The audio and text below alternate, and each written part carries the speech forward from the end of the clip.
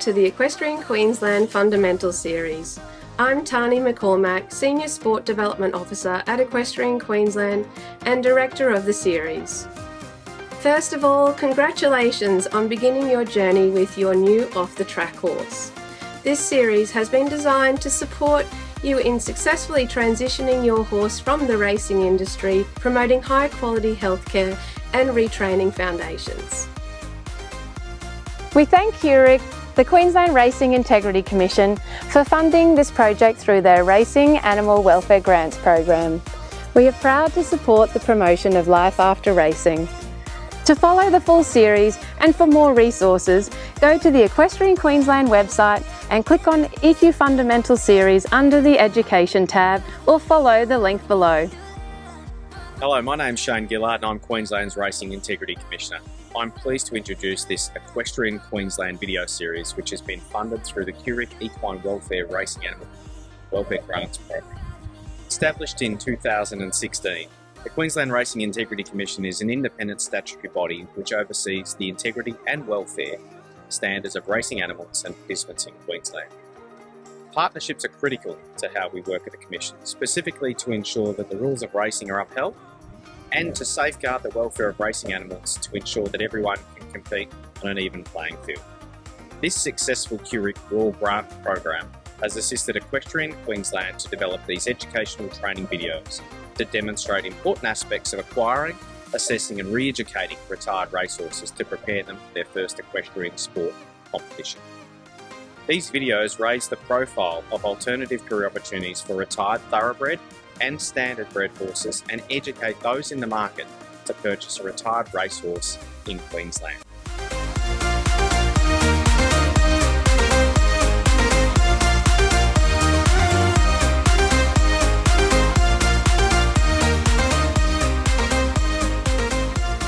Welcome to the Fundamental Series supported by QRIC. I'm Maddy Sears. I'm a racehorse trainer here in Toowoomba. I'm in partnership with my dad, Tony. We have approximately 50 horses in work at any one time. But before I got into the racing scene, I have had a very successful showing career since before I can even remember. I was riding show ponies, then progressed through to Galloways and hacks. Over the years, I've had a lot of success. I've competed a lot of thoroughbreds that my dad or other trainers have raced. It's probably one of my favourite things to do is have a thoroughbred that you've seen at the track. You've thought, geez, that's a bit of a diamond in the rough, and then the end project when you've got it at a show. It's really rewarding and it's really exciting. In this video, I'll be demonstrating taking a horse from its rawest state. As you can tell, mane not done, coat's not very nice, not shampooed. There's nothing that's been done to her as of yet that would make her somewhat presentable in the show ring. So I'll be going step by step what you can do to transfer a horse that's come back from a spell or come from a racing stable into a beautiful show hack. So firstly, what I like to do is get yourself very familiar with the horse. If it's one that you've never done anything with before, you don't know their past, you don't know what they are comfortable with or what they've had done to them. So firstly, give them a nice pat, get yourself familiar with them, see if they're comfortable, touching it around your ears or, having a bit of feel of their mane, because obviously with a mane like this, you're going to have to pull it. So just familiarise yourself with them. Where I would start is obviously the mane. Give it a good brush. It'll make it much easier when you go to get your pulling comb, or what I'm going to use is a comb that you can pull and razor at the same time. She is a bit sensitive around here and sort of not really appreciating what I'm doing to her, so that would be the approach I would take. So with this comb here, it's probably the best way to start if it's one that seems like it's not really going to appreciate going straight to getting its mane pulled. So you can pull and razor at the same time. So what I like to do is give it a brush first. Make sure you've got all the knots out. Excuse me. And obviously because this is such a long length, probably start, so just go up a little bit like that and then just go straight down like that. So if you scrape up and then go down is what I like to do. And as you can see, she's super duper sensitive to what I'm doing to her right now. So just going to take my time. Obviously, you don't want to get her stirred up. This could be the first time she's had it done, or she could have had a really bad experience with it being done in a different racing stable.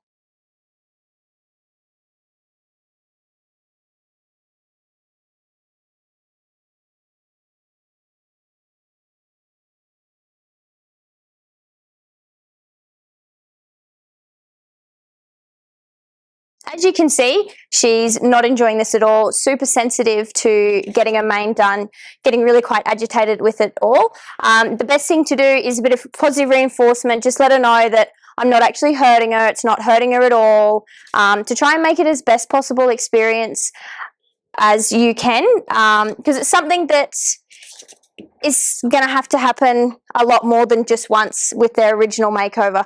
As long as you make it a positive experience the first time, they have a great memory. They'll remember that it was nice the first time and it's not hurting. It's probably only going to do a little bit at a time, because then it's going to be a positive experience for her. I'm not pushing through, trying to break that barrier, because she's only going to get more and more agitated. So doing a little bit at a time, going and doing something else with her, putting her away the next day when you want to bring her out, try a little bit more, and each time it's going to be a positive experience for her. So then further down the track, when you've got to do it again, it's going to be a lot better for her. Some other things that you could do to help this situation, if you did want to get a little bit longer out of your session, is if they're hungry sort of horse, they love their food, put a hay bag in front of them. The next step to move on to would be your bridle path. I don't tend to actually clip this part here, because when you're plaiting, you usually plait all the way down to the end, and it just gives a more finished look when it's not clipped on the wither.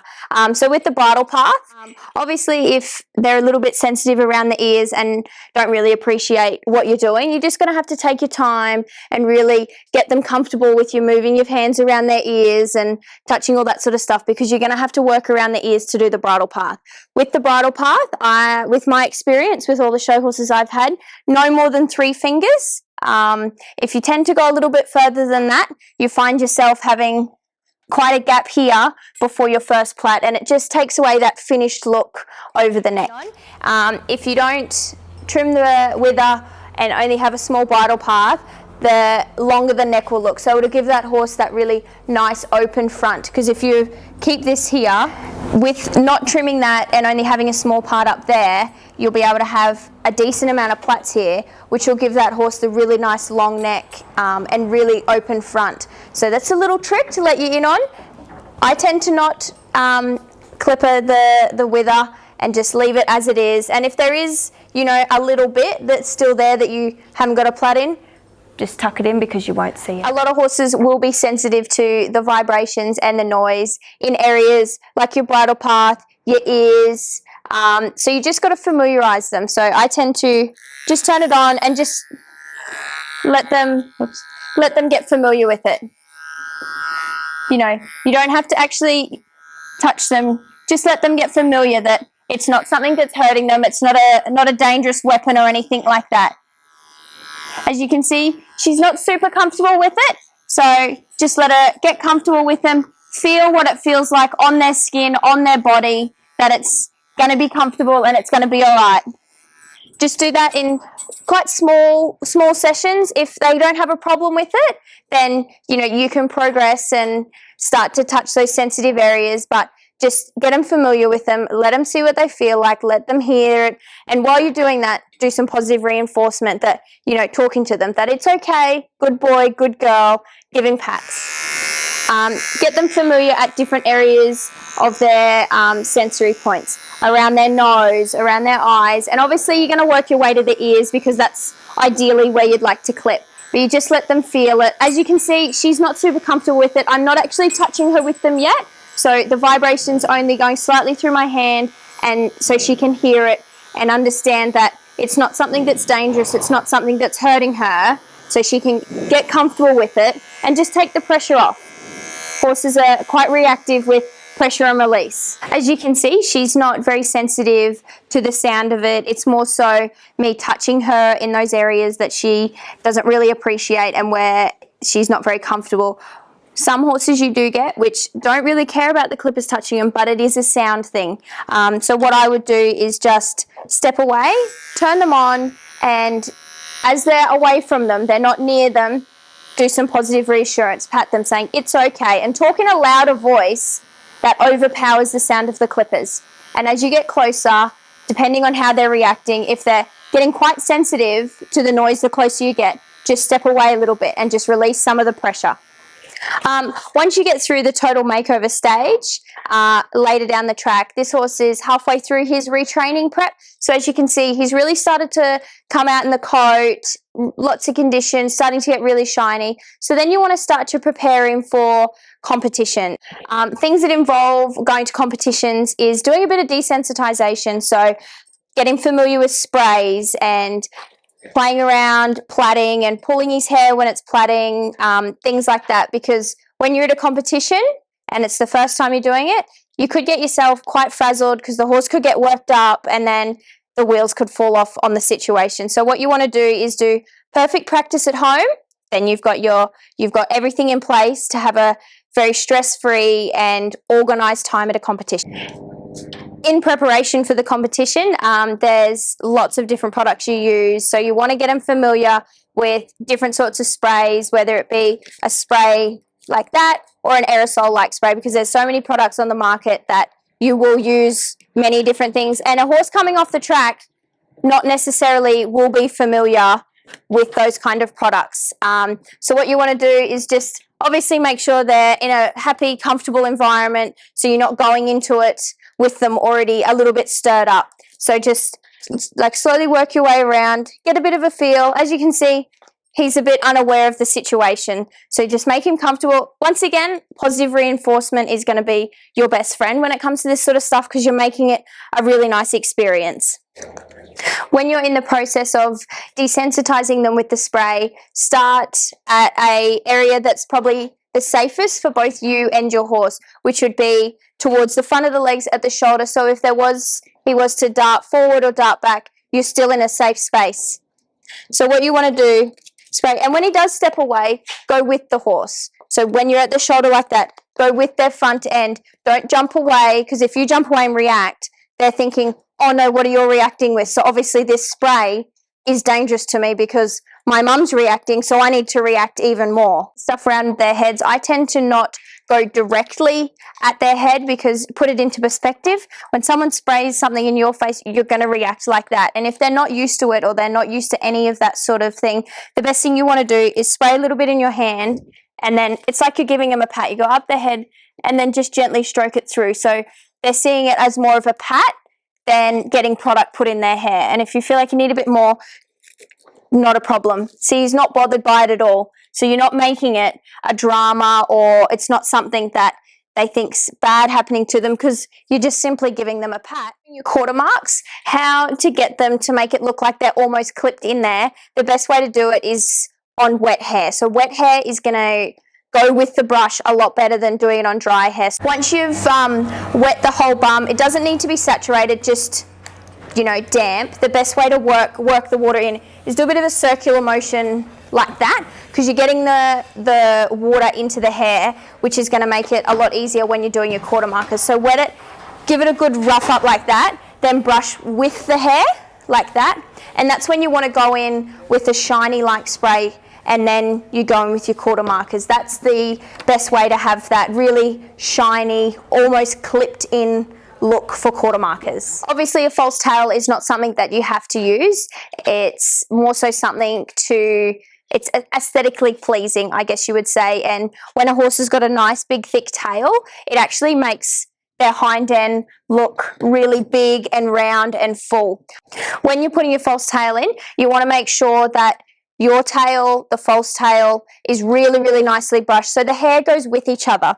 And you want to feel down to where the end of the dock is, and you just part the hair just like that. And the best way to, when you're putting the false tail in, you want to go down to the bottom of the dock, feel it, get familiar with where it is. And obviously, you know, it's not something that you always use or, you know, utilize on your horse.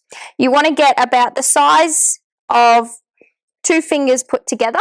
That's the ideal amount, because if you have 2 less, you can actually cause the hair to fall out because of the pressure of the tail. And too much hair, you'll just end up having quite a large plait that's in the middle there where you put the false tail into. When you're getting the horse comfortable with the false tail and stuff like that, you don't want to be leaving it in for, you know, over the duration of the day or anything like that, because the pressure in there could turn into a bit of a dull ache. So what I like to do at a show is, if I've got a class in the morning and then a class mid-afternoon or late in the afternoon, when you get back after your class, take your false tail out, give it a brush, give their tail a brush, and then prepare yourself for that afternoon. Give yourself a bit extra time to put the tail back in again. Obviously, when you get closer to competition, one of the main things that you want to get yourself really familiar with is plaiting your horse. It's not something that's easy, and it's not something that you're going to perfect in your first, you know, 1, 2, 3, maybe even 10 times. So it's something that you want to get really, really familiar with. And one of the best things to do is practice. So, you know, if you've got a lesson, give yourself an hour before the lesson to have a practice plaiting, because once you start to get the feel of it and get comfortable with doing it, it's going to get easier over time. Once you've parted it like that, the easiest thing to do is, with your 3 fingers, just split it into 3 like that, and then the first one is going to be obviously the trickiest, and you want to really work it in like that. And once you do the first one, you pull it tight like that, and then obviously work your way down like that. But that's the easiest way to get it, so you don't get the real sort of, I guess you can see as it's going like that, real puffy look like that. It keeps it really neat and really clean. And with the forelock, obviously you're around a sensitive area of a horse. There is not many horses will appreciate it, but it's quite lucky if they do let you stand here and, you know, play with their ears and stuff like that. So just all about making it a positive experience for them. If you don't get it first go, that's not an issue at all. That's why you practice at home and make it easier for yourself and the horse on it all. Obviously, everything that I've spoken about isn't going to happen overnight. It's going to take time. Both yourself and the horse are going to learn together, and you're going to go on this journey together. And you just got to remember, patience is key. And, you know, myself, I have had so much experience in it all, and I still get things wrong and still have trouble with horses doing certain things. And one of the things that I found has helped me so much along the way is having that constant relationship with the horse. So when you, after you work them or before you work them, give them a good brush, all that sort of stuff, creating that relationship with them that, you know, it's comfortable to touch them in places that, you know, they may never had their ears scratched before, or, you know, a bit of a scratch near their tail and things like that, because then you're breaking the barrier of things that they may find uncomfortable. And I'd like to wish everyone the best of luck on their journey with their off-the-tracker. They're one of my favourite breeds of horses to deal with. They're so intelligent and just take understanding. So that's why, you know, people do take time with them. And don't worry if you've only had him a month and you still can't touch his ears and stuff like that, because you're on this journey together and you're going to learn together. And I hope to one day see you out in the show with your horse.